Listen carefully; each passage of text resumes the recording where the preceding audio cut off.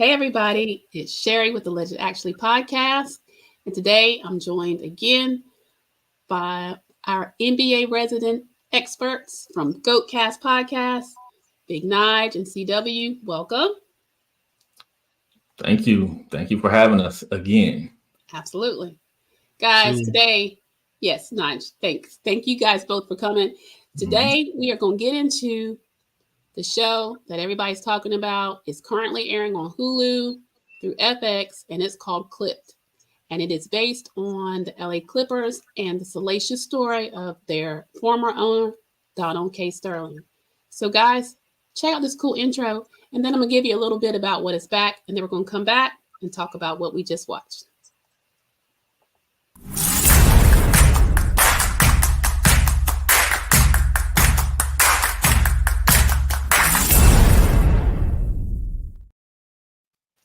All right, guys, check this out. And then we're going to come back and give you our thoughts on the show and then talk a little bit more about those LA Clippers.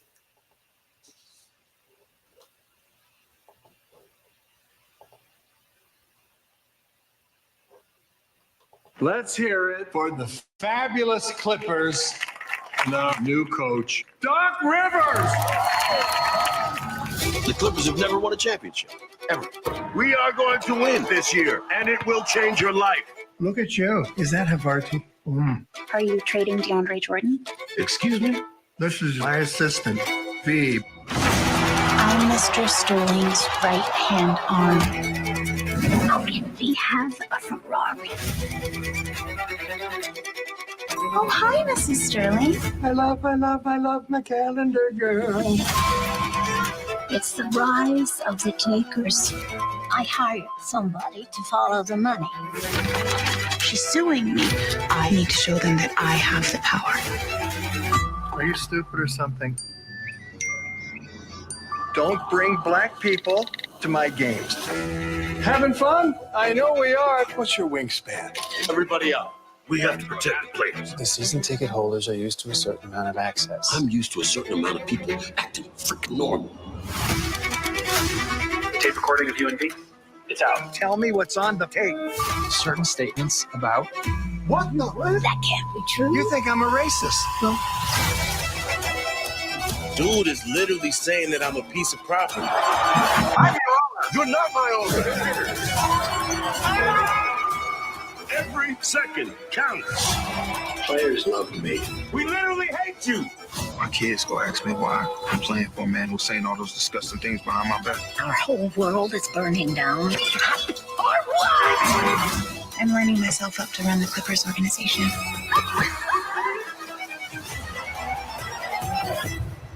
Are we bad people? Doesn't matter. I follow all of the players, but none of them follow me back.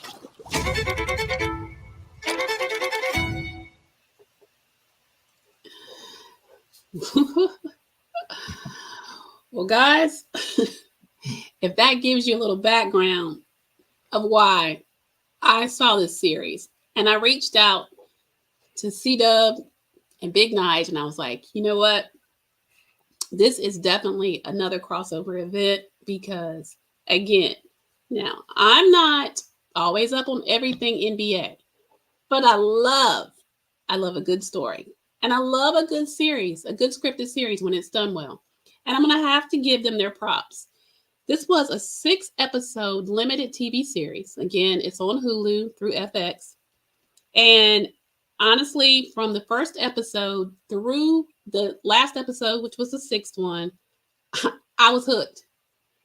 And guys, this happened, back in 2013 era. Yeah, around that time. Yeah. And so from what you guys saw, as you know, the LA Clippers owner at the time, Donald K. Sterling, who had his personal assistant, B. Stiviano, and it's alleged that she was his mistress. You know, she maintains that there was never any kind of physical relationship between the two of them or sexual relationship. I have my thoughts there, guys. But he lavished her with gifts, a lot of money, And his wife, of course, as you see, didn't appreciate that, which sparked a lawsuit against her, which sparked some of the luxury lifestyle that Donald had started providing V to be in question, be pulled back, and hence the leaked audio that sent shockwaves around the world of his racist rants that actually was brought on by a picture. And I'm going to show this picture, and then we're going to talk about the show some more. So, y'all, I'm going to share my screen real quick, and I'm going to show you the picture in question. Let's see. Nope. Bear with me, guys. Still learning this stuff here, but yeah. Well, at any rate, this would be the picture that V took with Mr. Magic Johnson. And let's see.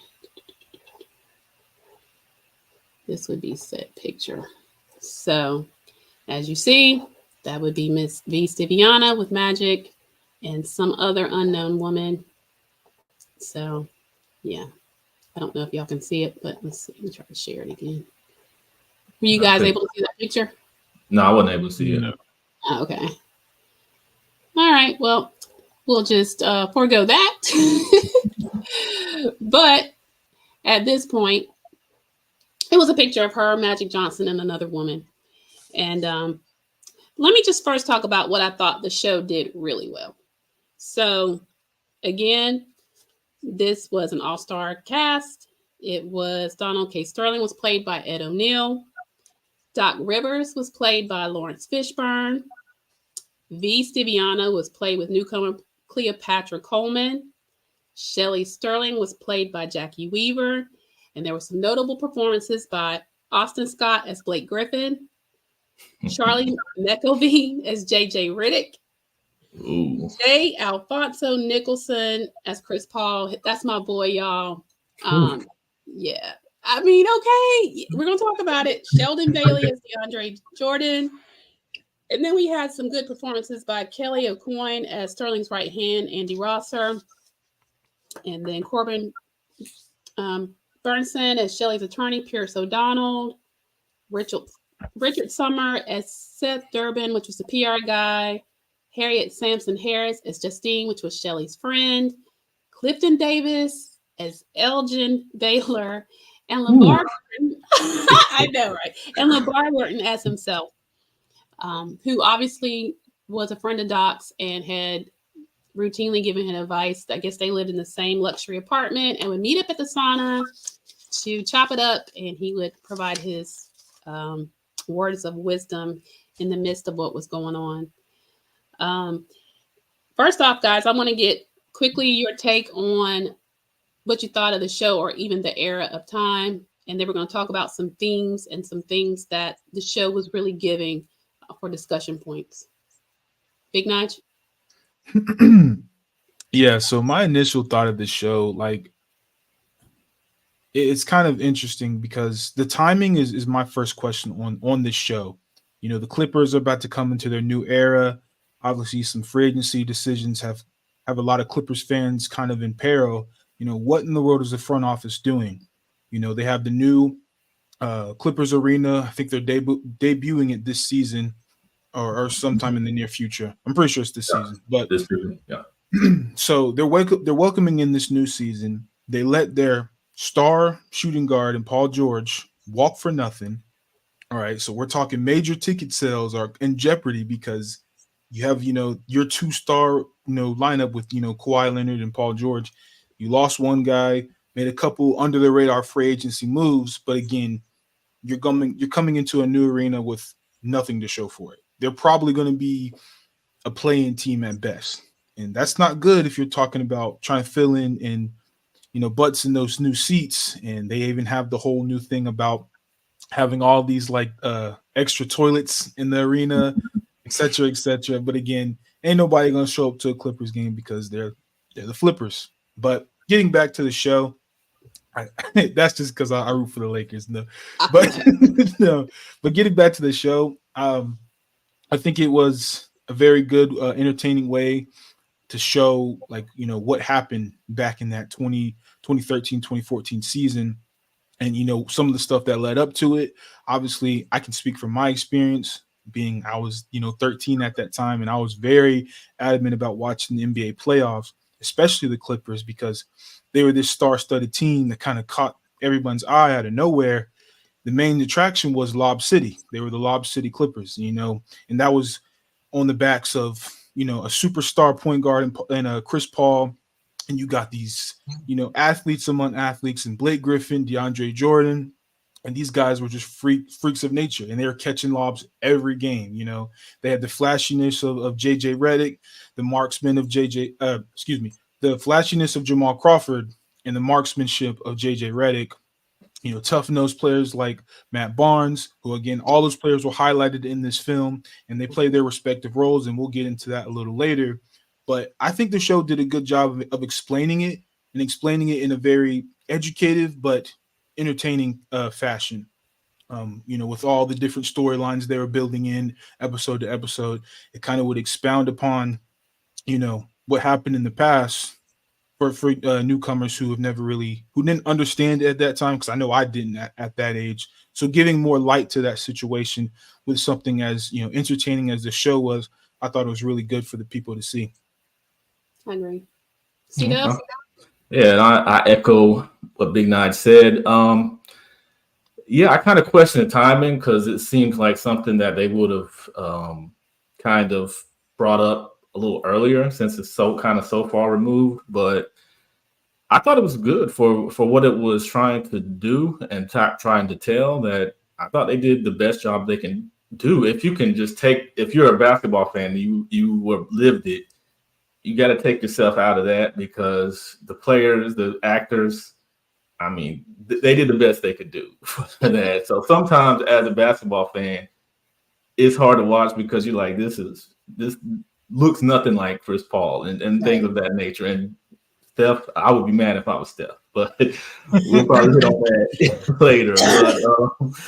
But yeah, I mean, it told the story in a way that, they took the different sides and they showed how it all came together. And I thought that was done very well.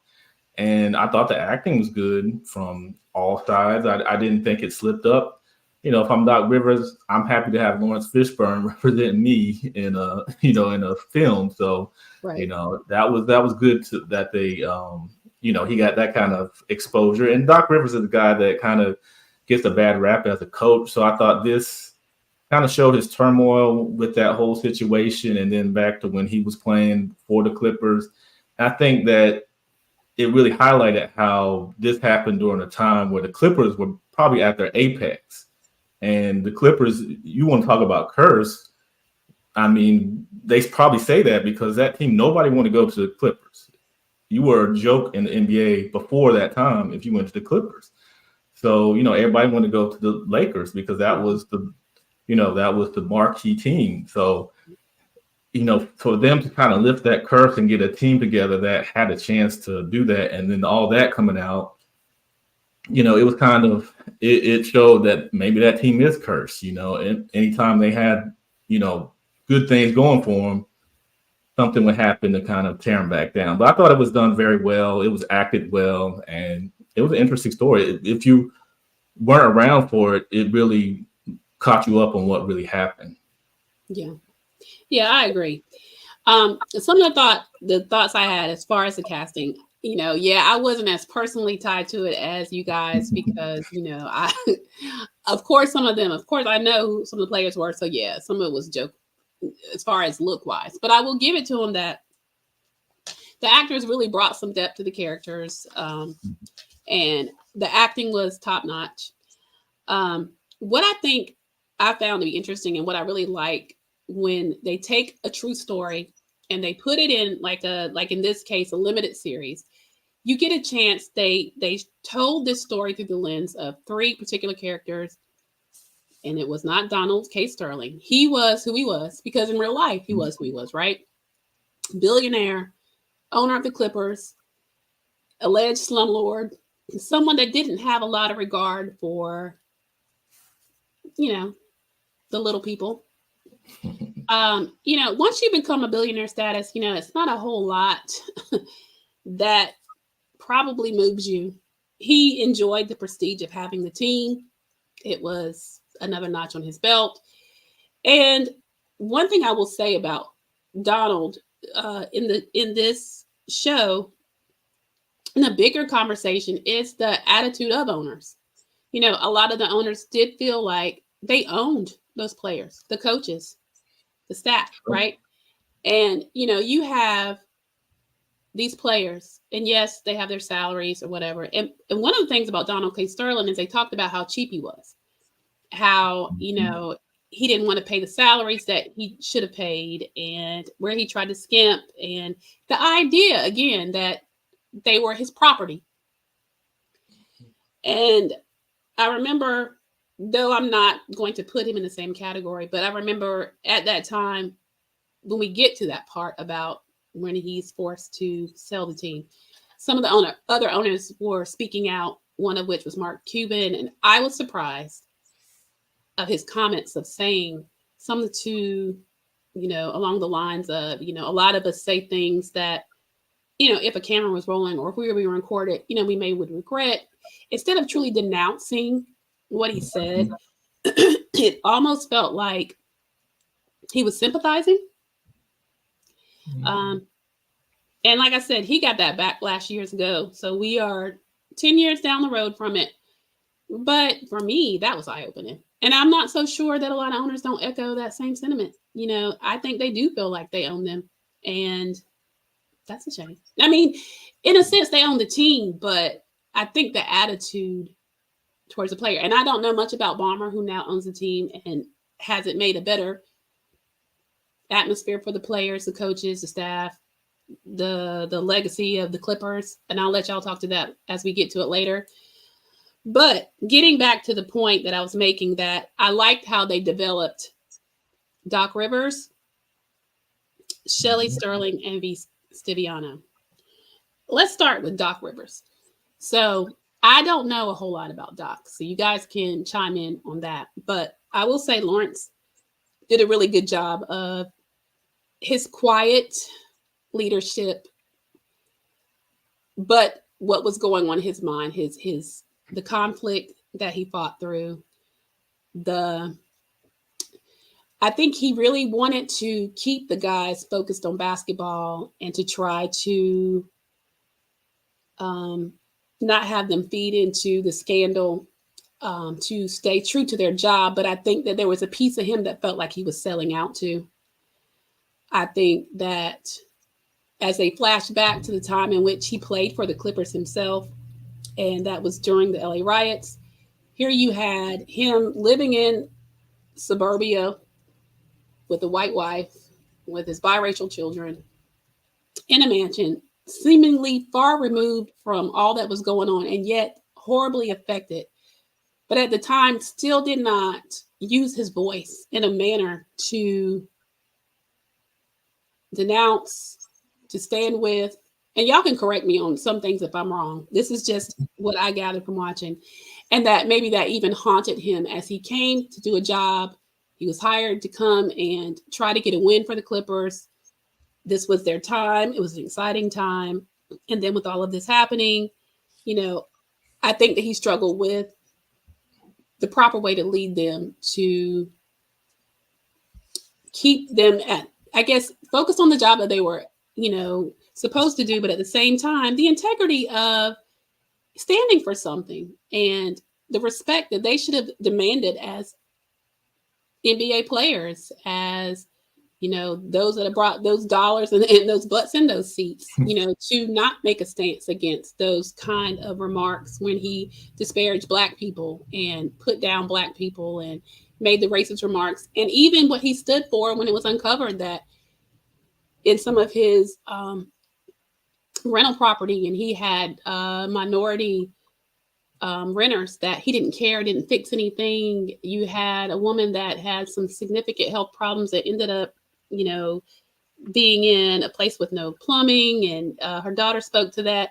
And again, some of these things are they are based on a true story. So this was documented and happened, and this was also documented in interviews from his interview on, I think it was with, I gotta get like CNN. I know V did an interview with Barbara Walters. Shelly Sterling did an interview as well with Barbara Walters, and Donald let some things come out that was just crazy. I mean, he was unapologetically who he was, and it was tried to be covered up, saying that he may have had dementia, and he also was in the midst of being diagnosed with prostate cancer. But the words came out of his mouth. So, what are you guys' thoughts on Doc? I mean, okay, first off, let me ask you this. What did you think, as far as a coach, on how he handled that? As far as the way that when you had some of the players that wanted to take a stand, that wanted to not play, or because Golden State was willing to do it with them. Yeah, I remember when that happened. Yeah. Yeah. The bad thing is that I believe he had to kind of take the stance he did because, unfortunately, even though it's changing, black coaches in the NBA kind of have a short leash. And what we forget is Doc was traded to the Clippers, which is crazy that a coach got traded, but he was traded there from Boston. And I mean, he agreed to go. So, he had to agree to all that, but he was traded there. So, him getting the success of getting those Boston Celtics a championship and then them kind of fizzling out, and the first person to go usually when stuff like that happens is the coach, and him finding getting a solid team and that Clippers team, and being able to kind of maybe get back to that level as far as a championship. He probably had to suck it up and do the things he had to do, because he knew that there might be a chance that if he doesn't do that, then he's going to be sitting at home or on ESPN. So I think, unfortunately, that was kind of the stance he had to take. And it's unfortunate, but because, Doc, I don't know Doc that well. I didn't follow his career that much. I remember him playing. I remember he played for Atlanta, the Hawks, and the Clippers, but he always seemed to try to be more politically correct and kind of please both sides. So I think that kind of showed that was his mentality in this. He was trying to, he was conflicted about it, but he was trying to show that, he was business first. And I guess he wanted that because he didn't know what was going to happen with Donald Sterling. So that's still his boss technically. So he wanted to make sure those checks keep coming in. So I think that's kind of, that depicted that part of Doc Rivers. I think that's kind of his whole MO for having the stance he had. Mm-hmm. And I'll jump in and I'll say that obviously, you go down revisionist history, there's always something that you could have handled better after looking at it, after having this giant microscope, which is this, series back on this topic. But I think Doc Rivers did what he could do in that moment. Everything being raw and to the points that CW had mentioned about, all the pressure being on him. He's the middleman, right? He's got the higher ups like Sterling and everybody in that camp who's basically saying, you need to do what's in the best interest of us, which is have these players play, make us this money. We'll handle everything later. And you got the players on one end saying, man, we ain't going for none of this, man. Like you guys heard in the trailer, like, we hate you. That's what one of the players figuratively, they probably said that in real life, but obviously we don't have any, quotes to go off of because everything was kind of kept internal when all this was going on. But I'm sure there were some players that were like, man, we don't want to play for him. Like, so he was stuck in the middle. He was kind of damned if he did, damned if he didn't. So, it's hard to ridicule his stance because if anybody else was in that position, they probably would have done the same thing. there's very few people who actually would have took that stance and have been like, we're not playing. This needs to be addressed. And even Matt Barnes said in that documentary, again, don't know if he actually said this in real life, but his stance, because he does have a podcast and he is very, open about his conversation, and he's not afraid to tackle tough subjects. And he was saying, like, yes, we don't want to play, but it's not just about Sterling. It's about the other owners. Let's shed light into their closets. Let's see how far does this racism, go. Not only with the Clippers, but I know these players, especially going to places like Utah and in some parts of Boston, like the whole fan base.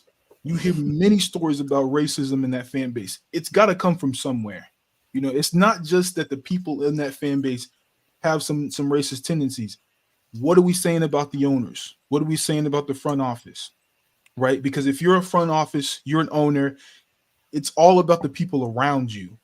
And if you do not take the stance as a racist individual or a group of people, why are your fans that way? You know what I mean? That's just something that's always never sat well with me, where players, you hear all the time on their testimonials, I don't like playing in Boston. I don't like playing in Utah, because you're going to hear the occasional, slur here or there. And it's always, especially in those two places. And obviously, the Clippers, we know about the Clippers and what you heard on that, by that fan base in that time frame.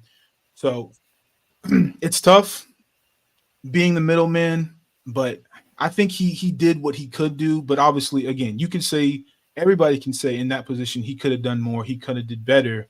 But again, you got the pressure from both sides. It's hard to vilify him at this point. Now, you want to talk about his coaching? We can talk about his coaching. CW and I have had this conversation all day, all night about Doc Rivers. I, for one, think, just like they highlighted in the show, they say he doesn't call timeouts and he doesn't make adjustments. Well, that is still the case. In 2024, 10 years ago, when all this came through, it's the same stuff about him now. Doesn't make adjustments, doesn't call timeouts, right? And he's even thrown a third thing on his list. He throws his players under the bus. Now, you remember, CW, not too long ago, when he was coach of the 76ers, the Ben Simmons fiasco, right? And we saw the infamous clip of Ben Simmons. For those who do not know, Ben Simmons, a 6'11", 6'10" guy, in the heat of the NBA playoffs, passed up an open layup on a guy who was shorter than me, right? And I'm just saying, if you're that tall and you're that competitive, why are we not taking that layup? That's a Ben Simmons issue, regardless. As his coach, Doc Rivers goes on the press conference afterwards and says, he was asked the question, is Ben Simmons the point guard that can lead you to a championship? Doc Rivers' response, I don't know. I'm not sure if he is, right? So what does that tell you? That your coach does not have a shred of confidence in your abilities to lead this team to a championship, when everybody in that season had Philly as at least a top 5 team in the NBA. So again, there's more to throw in there. You want to talk about Damian Lillard this year with the Milwaukee Bucks, because that's what Doc Rivers is coaching now. You want to talk about, Dame, he came into the season out of shape. He's shooting a bunch of crazy shots. He's saying all these things about his second best player on the team he's currently coaching right now as to why they didn't, get out of the first round, right? We understand that, their best player was hurt in Giannis Antetokounmpo. But why are we deflecting on players? Why are we? And it brings up another point into that show where they got their butts kicked. I think in game 2 against the Warriors, he wanted them to respond. So what does he do in practice? He goes after Chris Paul. He's saying, if you were more focused, we wouldn't have got blown out, right? He goes after Blake Griffin. If you weren't so worried about, getting your curls right every day, you could actually make some free throws and finish your layups. DeAndre Jordan, if you weren't so worried about your crazy iguana, you'd hit your free throws and crash the glass a little bit harder. All these things are going on, and it just shedded some light to that, because since we do know the new the new narrative with Doc Rivers, alongside of his no adjustments, no timeouts, he kind of calls out his players. So to see that in the show, it kind of like maybe he has been doing this, and it's just now in the past 3-4 seasons has starting to come to light with what he's saying in press conferences. Okay, yeah, I mean that that shed some light. That's just part of who he is and how it translated in this era of time and what they were going through. So yeah, thanks for that expansion, Big Nine. And so one of the other characters, and I'm gonna get to Shelly Sterling probably last. I want to dive into V. Stiviano. Y'all, it was noted that the actress that played her, Cleopatra Coleman, said that she refused to play her as the vile gold digger side chick. You know, she wanted to add more layers to her. She almost really gave us the well, she did. I'm not gonna say almost. She gave us the depiction of V as a delusional creature that was always trying to achieve a level of status, privilege, money, fame. I mean, y'all, her idol was Kim Kardashian. That tells you anything. Now, to me, the background, I believe that some of her background was a little fabricated because I don't know how much they really know about V. They do know from the lawsuit that Shelly Sterling had put against her in doing some background that she certainly had some mugshots. She had done some, check bouncing, some fraud type things, things that I believe that she did in the hustling, her era of hustling to try to achieve getting to this level of status. And it is unclear to me exactly how she became his assistant, but in fact, she was his personal assistant. And according to her, and she's done interviews, and I went back, y'all, and what was crazy is I tried to find, like, what is she doing now? She's really not been seen nor heard of since about 2015. And that's no interviews, no social media presence, which the way that she was, that's kind of odd. Now, I mean, there's nothing stating that anything happened to her. I mean, I think she still lives in obscurity now with her boys that she adopted. But I will say this. Her tale was a cautionary tale, but it's a tale that, honey, keeps getting repeated over and over. And there are multiple layers here. So, number one, you talk about the haves and the have-nots. She was on the side of the tracks where she had grandiose ideas of what life she wanted and the price that she was willing to pay to achieve it. Now, I found it also interesting that the character in the show, Deja, who was supposed to be one of her best friends, is actually fictional. But they said that she served the purpose of the anchor. She was the only person around V that told her the truth. When V started to believe that she'd achieved this level of fame and this status that, quick to come, quick to go in the position she was in, because Donald K. Sterling had many mistresses over the years. When he actually did his interview, and he said that the time in question where he made those remarks, that he was trying to sleep with her again, and that, seeing the picture of her with Magic Johnson, he was jealous and had made the remarks about why she wanted to be around Black people. It's also good to note that V. Stiviano was part Mexican and part Black. So she too was Black. Raised by her Mexican mother, but Black nonetheless. She acknowledged that and then didn't. She loved what he did for her. Access to everything, the best designers. He bought her a condo, luxury vehicles. She had access to the Clippers, sitting right alongside him courtside, which, of course, rightfully so, infuriated Shelly Sterling. And where she messed up, and this is, honey, let this be a cautionary tale for all you side chicks out there, particularly ones that go for the big ballers, the billionaires. Wifey is not going to let go of her fortune for you, and you're not going to get it. Mm-hmm. So when she got too big, Shelly decided to sue her and change the narrative, that she was taking advantage of him. And I'm getting a little ahead of myself, but we're going to have to pull this in so that we can, tell in the story and then tie in the last bit of the Clippers. But it was, to me, fascinating that, she decided in what showed in the show, and I don't know if this was the exact moment, because we're not going to know what was the exact moment that she thought it was a good idea to leak these audios. She alleges that she didn't leak it, but y'all, she did. Okay. We know. I mean, It's been so long now. Well, I'm not even gonna say alleged, okay? Because she was the one that she recorded him every day that she sat with him. And some say it was because, he's so much that she needed to help him to remember. But let's be clear. When it served her, when she was no longer given access with the lawsuit by Shelly Sterling, that she was, taking advantage of Donald, that she had accepted these lavish gifts, and she was suing her for the money of these lavish cars, this condo that he bought her, all the money that he had given her to help her gain custody of these boys that she adopted, which that was that was her redeeming quality. She did want to take care of those boys. And but the problem with V. Stiviano, and she had many aliases, Vanessa Lopez is one of them, but was that she just was so caught up in the material world and a world that just was not hers.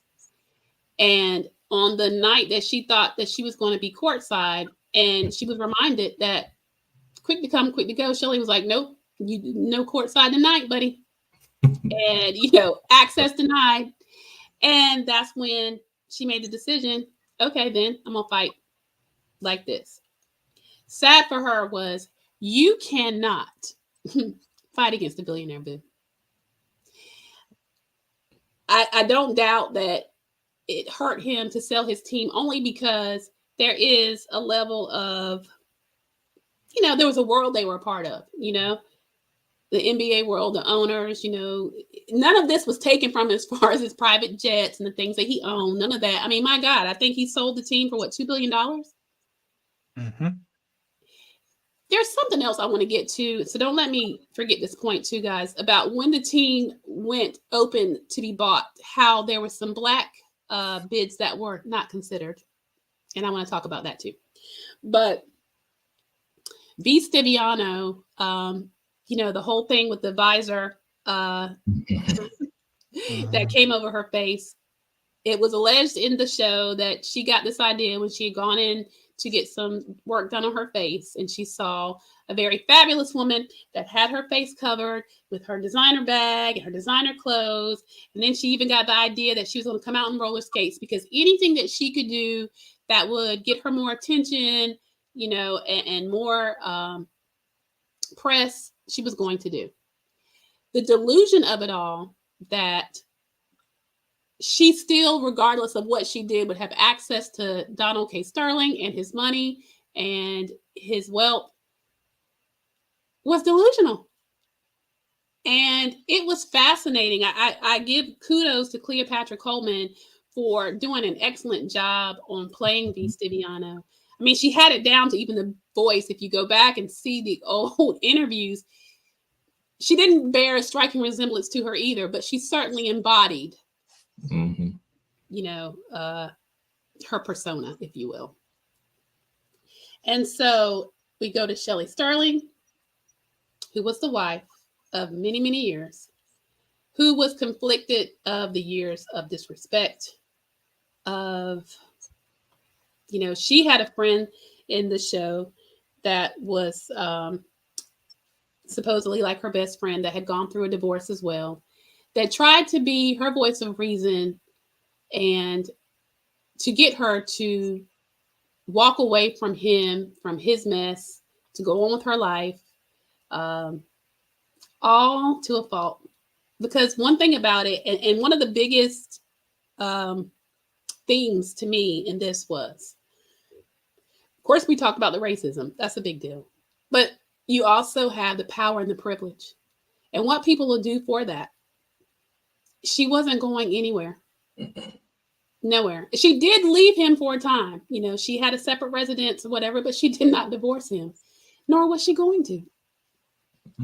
So I found the fact that they wanted to tell the story through those three characters' eyes as, to me, the most fascinating piece because, you know, when you were hearing it back then, everybody was, you know, was focused on the team itself, the owner, the, you know, bad press for the Clippers, what was going to happen to the team, you know, but these are the characters that, you know, though V was highlighted because she was the mistress and that was the salacious part of it, they weren't developed and or outside of the pieces that they added in for the, you know, what happened, you didn't get a whole lot on them.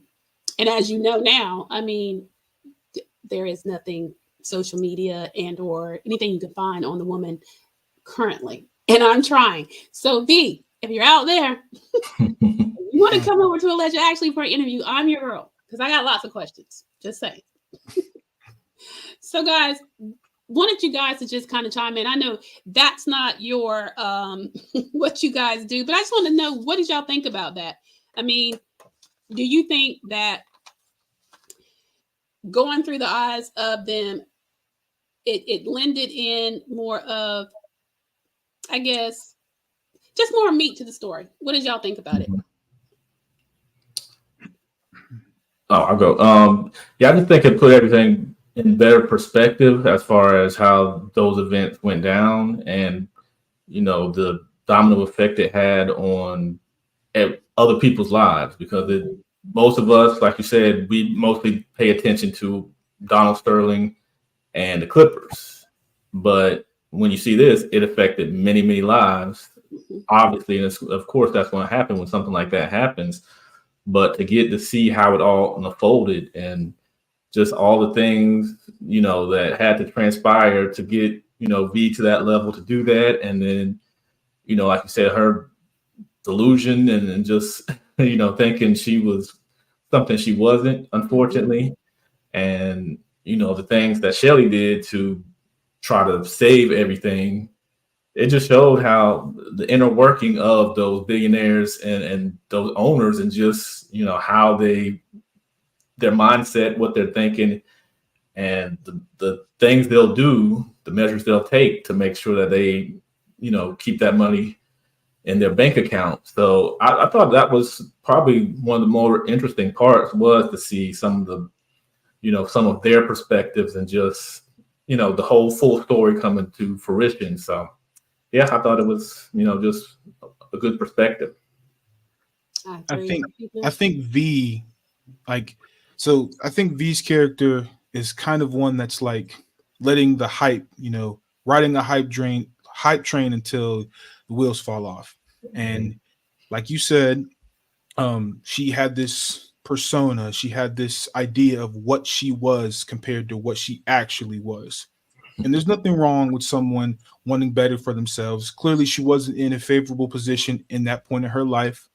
Some events transpired, and she's in a spot where she's, you know, exclusive with Sterling and reaping the benefits of his labor.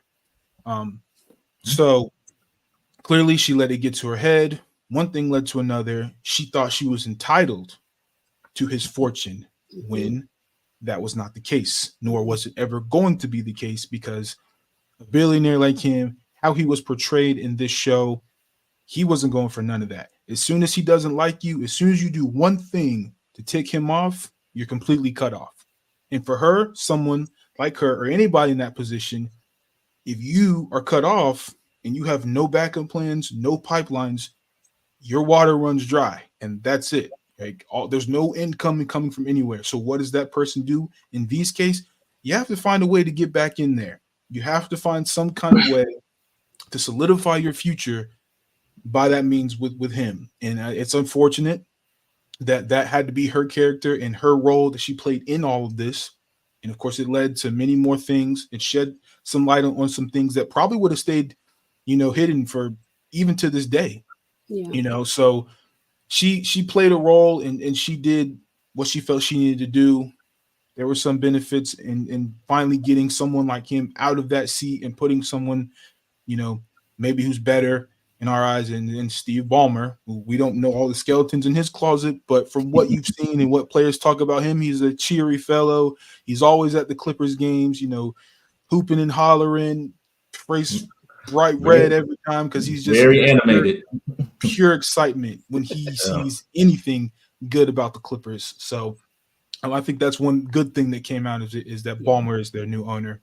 For Shelly, I think her as a character, something about her always stemmed from control, right? The first crack in that control was obviously the emergence of V. That dynamic with her and Sterling clearly rubbed Shelly the wrong way.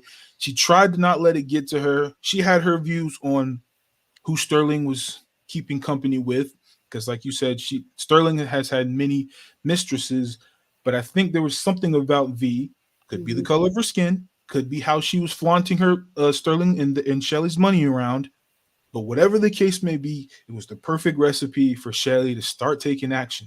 Now V wants to start putting that money in Shelly's face, like what? Like you think you're on his hip, so you think you're in his bag too? Like no, like she did what she did the lawsuit, all kinds of things, and eventually got what she wanted, right? But through the midst of this, the reason why I say control for her character, because even though they were forced to sell the team, she never came out publicly and denounced what Sterling said, right? Mm-hmm. She just did everything PR correct.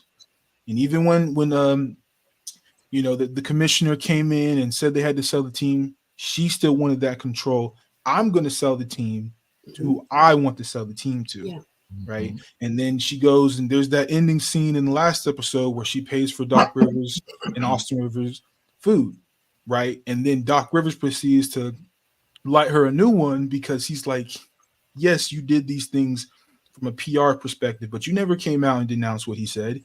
You never came out in support of the players, the NBA brand as a whole, nothing. All you did was sell the team and continue doing what you felt was correct, right? So that obviously her character didn't really have a redeeming quality to it because she still kept her control. She never denounced what Sterling did.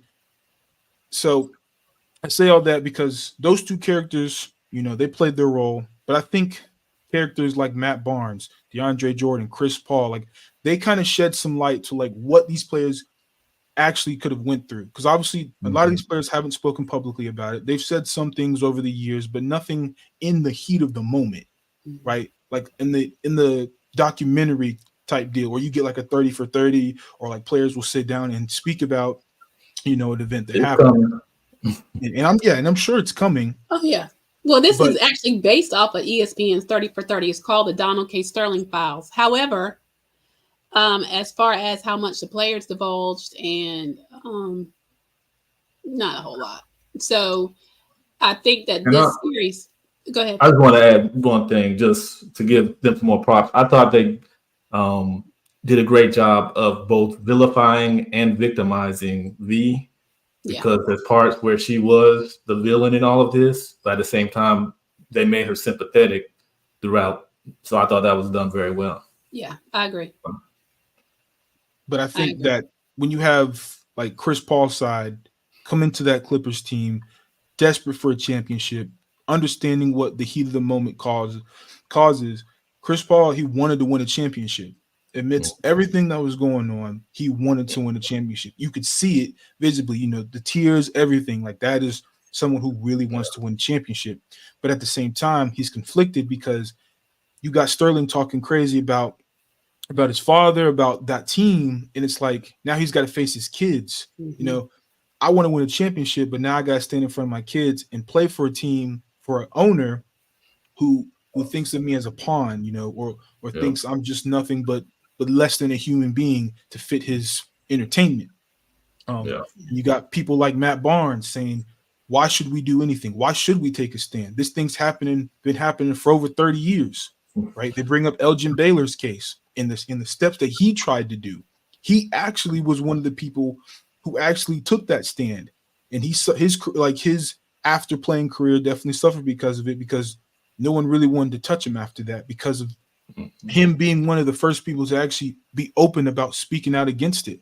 The Clippers were just not the organization they painted themselves out to be, right? He had people like Kareem, speaking to his speaking in his defense, and other players, but again, at the timing, it just wasn't enough. More had to come out. They needed concrete proof. It wasn't word of mouth. And just like how Elgin Baylor said, there were people who agreed with him. But again, you can't fight a billionaire in the conventional means. You have to nail him right on the cross. Right? You have to get him, because any word of mouth thing, it gets thrown out. They throw money at it, and your claim gets dismissed. Right. So, like y'all said, they definitely painted that picture very clearly, and then obviously they wrapped it up very well with the players, in my opinion. I agree. I will say, further to kind of close the loop, as the show comes to an end, V loses her place, her car, and all of the things, all the people that were around her, her staff gone. It comes down to her and the fictional friend character Deja. And if you guys remember when they're in the bar and they are, talking about the realities of what's going on, and then the two white males in the bar that because of what's going on and the press that she's gotten, because she was vilified, hated, the fact that she was the catalyst behind him being exposed, and then thus having the team having to be sold. And it literally, and I don't know that this is true. This could have been fictitious. It hasn't been fact checked, but in the scene, they get into a verbal argument that turns to a physical altercation where she's assaulted by this white male. And so the biggest, like I said, themes of this was race, was power, privilege, money, all the things that we still are very much big discussions currently into this day, and probably will always be, right? Because, that's just what it is. As much as we think things are getting better, there's just, we'll get, yeah.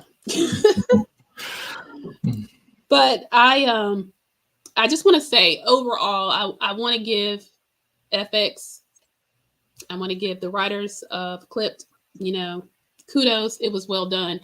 I don't typically do scripted show reviews, but it caught my eye. The acting was really good, like I stated.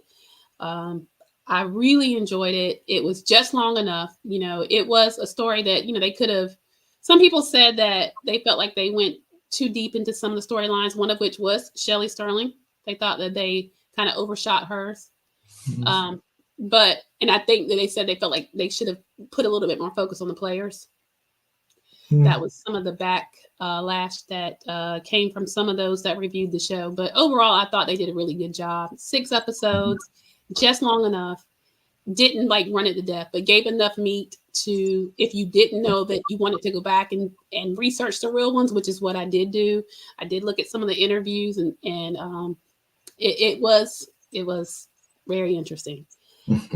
So, and the only other thing I wanted to talk to you guys, because one of the things that they said was that the Clippers was one of the most cursed NBA teams in the league. Some of the things, and this was in a book that's actually written about them called The Cursed. And they talk about Doc Rivers playing and finding himself in the LA riots, the Kobe Bryant pursuit, which I didn't know about that. I guess the Clippers tried to pursue him. That was unsuccessful. And then, of course, when they brought Doc in, and then the whole scandal of the Donald K. Sterling racist rant that ultimately resulted in him having to sell the team. So, so what are your thoughts, guys? Are they out of the curse mode? Are they still? Well, I know Nigel, you elaborated some. Are they still underneath that gray cloud, or has things gotten better for the Clippers in modern day today? Well, I'll tackle this because I'm sure you got lots to say on that, Big Nine. But I think that when I was growing up, the Clippers were a joke. Nobody even talked about the Clippers, and like I said earlier, nobody was going to sign with them. Nobody, unless somehow they flipped the trade to get a big name. Elgin Baylor played there.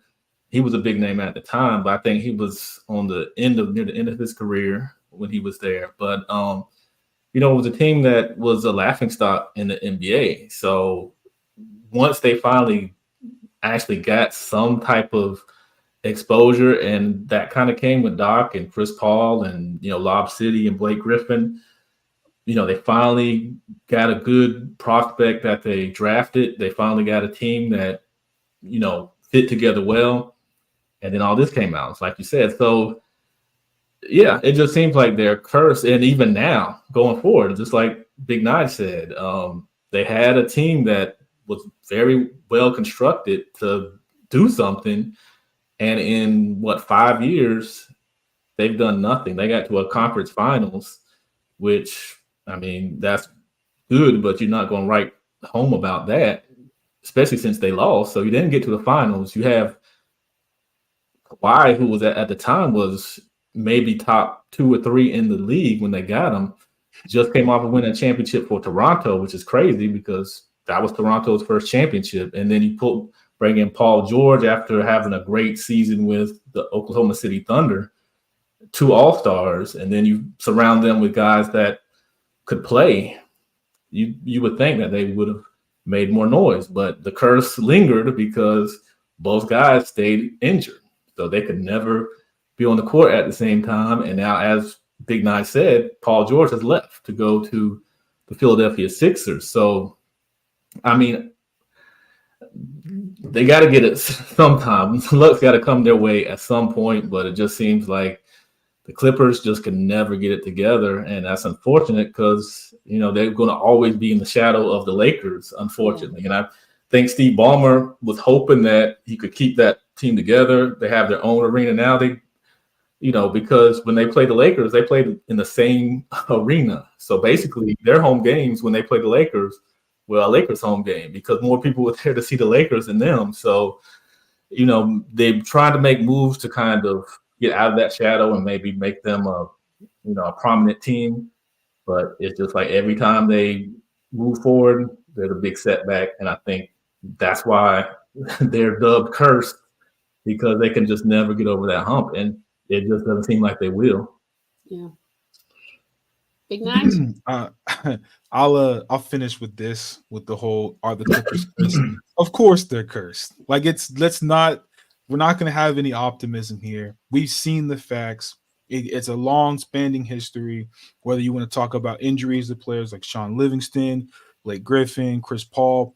These players just seem to get injured at the worst opportune times. And it's always for the playoffs, the most important part of the season. You fight hard through the regular season to get a good spot in the postseason to compete for a championship. And what happened in each of these seasons, somebody goes down. Whether it's their fault, it's divine intervention, whatever you want to call it, it just does not go their way, right? Like CW pointed out, they had Kawhi Leonard coming off of his best season ever, go to the Clippers. Not only that, he uses his power as a player to leverage getting Paul George, who's coming off an MVP type season. All right, so now we are in 2020, 4 years ago, this experiment started, right? 4 years ago. And in those 4 years, they have done absolutely nothing but disappoint. Now, what I mean by that, let's start at the bubble, right? 2020, everybody knows about the bubble, you know what I mean? And of course, the Lakers, they did their thing in the bubble. But what did the Clippers do? The Clippers proceeded to lose another. This isn't their first time losing a 3-1 deficit. They were up 3-1, best of 7. Anybody who don't know, you got to get 4 games. They had 3 of them. The other team had 1. Not once, but twice has this happened. 3-1. They lost to the Rockets. Rivers. Underdog Rivers. That's the point I was going to bring up. Underdog Rivers. 3-1. Blew it. I'm just saying, right? The Rockets and the Denver Nuggets. Not too terribly far in terms of the length and when it happened, but it happened. All right, cool. Right, you have the first year. It's the bubble. Maybe they get a pass. Next season and the subsequent seasons after that, they just fail to get it done. Either Kawhi goes down, then you got, of course, everything, all the rumbling in 2020. They got Pandemic P. They bring in an MVP, Paul George. He goes from being one of the best players in the league. You bring him to the bubble, and he looks like he forgot how to play basketball. Is it a curse? Maybe. It sounds like it. You want to talk about Kobe nearly joining the Clippers? Let's take it back, years ago, right? They had everything in place to get Kobe. What happens? The Lakers ante up. They put an extra $30 million in Kobe's pocket, and he goes back to LA, right? Is that a fault of the Clippers? Maybe. But again, we talk about unlucky. Kobe was disgruntled. He didn't want to be in LA, especially not for the Clippers. I mean, for the Lakers. The Clippers had everything, all the chips pushed to the table, and he just said no, right? You want to talk about missing the mark? They drafted this guy. His name is Michael Olowokandi. Do you know who that is? Oh, come on. Do you know who that is? No. I'm just asking. Do you know who that is? I don't even know who that is. Right? I remember I'm a student of the did game. that. I know the name. His remember when they ex-wife drafted- from Basketball Wives. Right. That's where you know him from, Basketball Wives. But you want to know who they could have picked instead of him? How about Vince Carter? What about Dirk Nowitzki or Paul Pierce? Now I'm just saying, and obviously you don't get it right every time. I ain't gonna vilify the Clippers, but when you talk about curse, I mean, dang, you picked up a guy. I just gave you 3 names. You couldn't get one of them. I'm just saying. I'm just saying, man. The Clippers find some way somehow to screw something up. They have you could give them the deepest team in the NBA. That 2020 to like 22-ish roster was one of the deepest teams in the NBA. They had the top heavy duo in Kawhi and Paul George, but they just could not stay healthy. They had no problem staying healthy before, although to a little bit of Kawhi's defense with the whole Spurs thing, but he looked great in Toronto. Those are the Clippers. He's been having that same knee quad injury to Kingdom Come, so it doesn't look like it's going to get better. I mean, Kawhi already got pulled from the Olympic roster because he's still having problems with that knee. So that might be another foreshadow for what's to come for the Flippers. So I see playing at best, and I don't see a reason to deviate from that because the Clippers are just the Flippers. Okay. Free agency isn't over though. They can make some things right. Right. Maybe.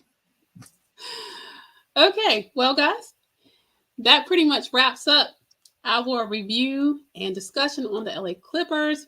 If you haven't yet, go on over to Hulu and check out Clip. You will not be sorry. Go ahead, guys. I'm going to need you to put in the comments, what did you think? Do you think it was well casted? Did you enjoy the show? What are your thoughts on Donald K. Sterling, V. Stiviano, Shelly, the players, Doc Rivers? Put it in the comments. And guys, I just want to take this time to, first of all, say thank you to the fellows from GOATcast Podcast for joining me again on another epic crossover episode. There will be more, guys, so stay tuned. We're going to do this every so often. Sometimes our worlds collide. You have the NBA, the WNBA. There's lots going on out there. So I want us to do another WNBA discussion, honey, because I still have some more thoughts on the whole Caitlin Clark, Angel Reese, all of the things, Olympics coming up, lots to talk about. So we're going to certainly be doing another episode together soon, but I want you guys to take some time to plug your channel because, guys, if you haven't yet, you got to go over there and check them out. All things NBA, WNBA, and just the history of it. It's not just on the games. They do a really good job of talking about a lot of things that all of you basketball enthusiasts would actually enjoy. So, guys, go ahead and plug your channel. You got it, or you want me to? You guys, CW. Okay. Well, yeah, just check us out. We are at the GOATcast Podcast. You can do at GOATcast Podcast if you want to search it. That should pop up. We just discuss anything going on currently in the NBA. We'll do stuff in the past. We'll compare players, compare teams. We kind of give you a little bit of everything. We even, talk about other content creators right now. So, we kind of, give you a little bit of everything and just try to keep you current on what's going on and our opinions on it. So just check us out. Help us get to that 100 subscriber mark so we can do this little GOAT debate.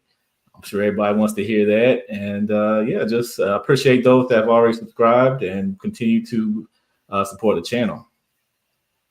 Just like what CW said, as obviously I'm Big Nige, and of course, we talk all things basketball, the NBA, WNBA, and obviously we got some stuff brewing. Got some rants coming. Definitely want to go check those out. Obviously, as you know me, I'm an opinionated basketball fan, but I am a basketball fan nonetheless. So again, it is always appreciated if y'all could like, subscribe, support our channel. Please help us get to that 100 subscriber mark. We're not like a alleged Axley over here, pushing 4,000 subscribers. We ain't got there yet, but that's the goal. But we trying to get there. So definitely help us out, and we greatly appreciate it. All right, guys. So there you have it. Actualizers, fam out there. You heard it here first. If you haven't yet, go over there and check them out, and go ahead and hit that subscribe button. Help them to get to their goal. Thank you, everybody that has subscribed with us. As he mentioned, we are at our 4,000 mark and climbing. Next goal is 5,000. And so, guys, if you haven't subscribed yet, go ahead and subscribe. Give us the thumbs up on this video. We do our research and we come together. We want to give you guys good opinions, good discussions, thought-provoking. So we're going to keep giving you that good content. Join me next week as we get back into the reality world. I'm going to be dropping a video on Real Housewives of Orange County. That season, it's coming up to be a one that you don't want to miss, and you don't want to miss what I have to say because I got lots to say. And me and Big Nige will be bringing you the info on 90 Day Fiancé the other way. So you want to come and hear that because I got the female perspective, and Big Nige is going to give you that male perspective. So you want to check that out.